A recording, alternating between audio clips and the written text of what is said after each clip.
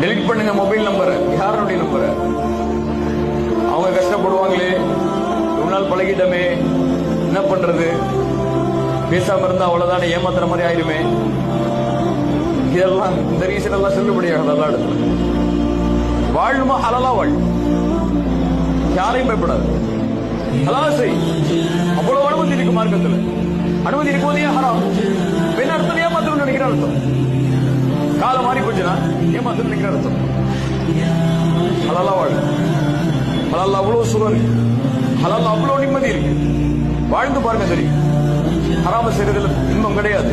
இன்னைக்கு இன்பமா இருக்கும், நாளைக்கு அது பெரிய ஆபத்தை வந்து நிற்கும். அல்லாஹ்வே தடுத்துருவான்.